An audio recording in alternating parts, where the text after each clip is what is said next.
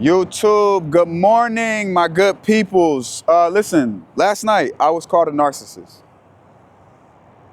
And, whenever a loved one or somebody that I love gets at me, I don't always in the moment,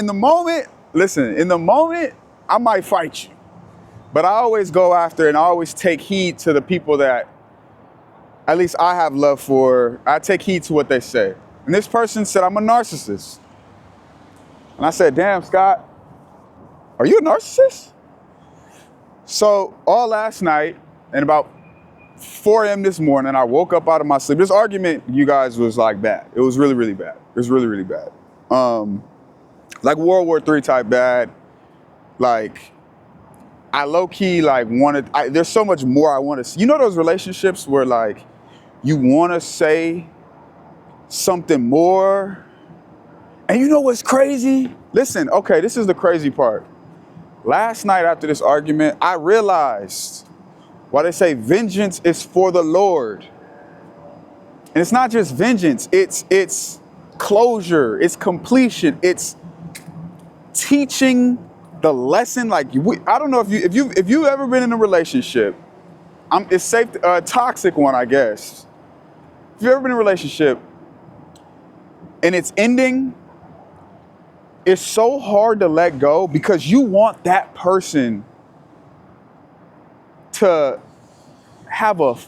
not only feel what you feel, but you want them to understand what you understand, right? You want to teach them that lesson. Like, yo, I want you to leave with this in mind. I want you to know that pretty much you fucked up and this is how you fucked up. But after, I realized, bro, and it doesn't matter how much I explain myself, sometimes in relationships, that person is gonna feel how they feel and you cannot move them off their square. And, it's a tango, it's 2 and 2. So they're not all the way wrong and you're not all the way wrong and it's sticky and it's messy. But I learned last night, man, I'm like, damn, like that's why they say that vengeance is for the Lord. And it's not just vengeance, right? I'm using that phrase because that's the main phrase, but it's really like closure and you wanting to show somebody something. It's not for you to teach them. It's for them to get it in their own time. And it hurts and it's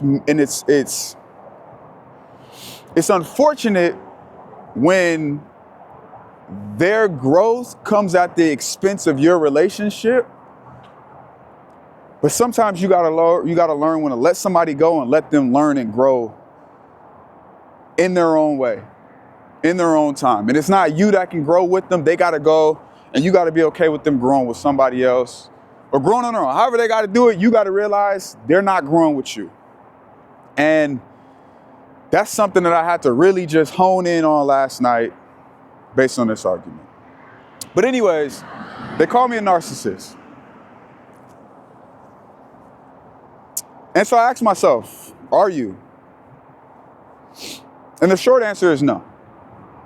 I'm not.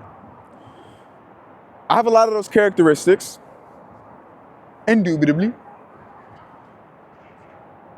But the main piece of that is me not being empathetic. And that's just not true.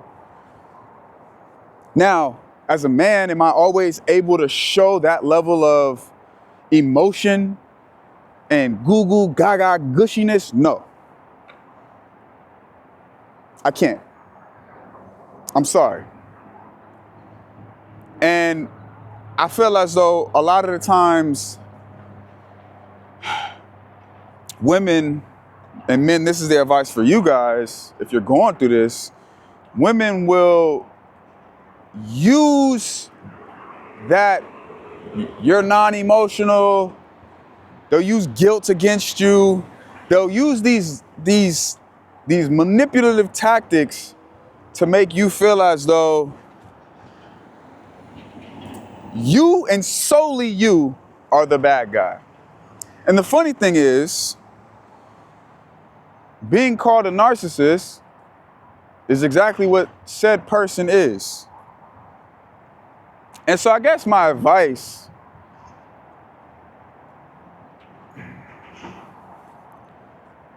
I guess my number one advice is, yo, don't get tricked out your spot.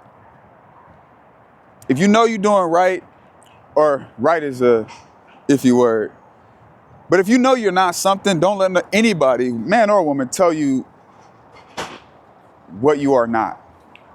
Be able to identify what's true and what's not true. And be able to, as I lose my train of thought, be able to just be super transparent with self.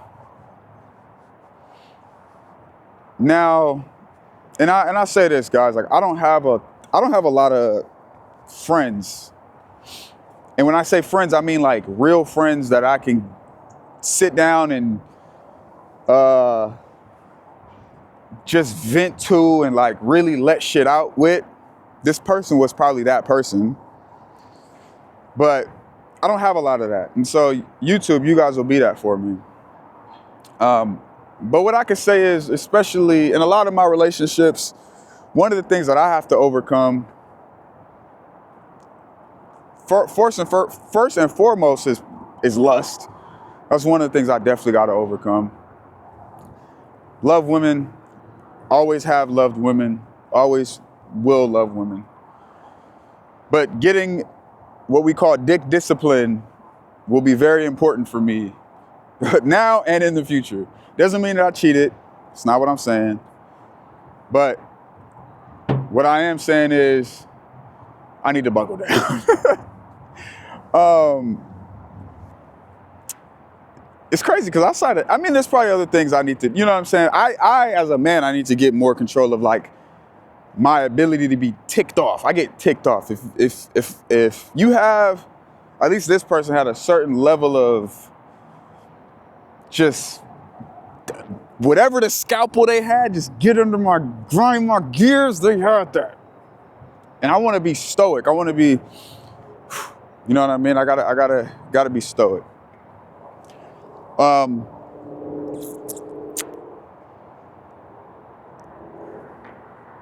feel like that's really the main things I need to work on when it comes to relationships, to be honest. I don't know. I'm on here. I'm venting, man. I'm venting. But that's really it. I don't got nothing else. I'll leave it at that. Updates, I am going to be doing this every single day. That's the goal, at least. Y'all know I started this a couple, months ago.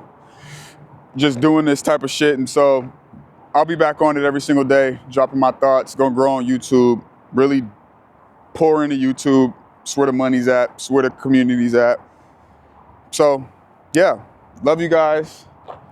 Scott out. Drop a comment, drop a like, subscribe.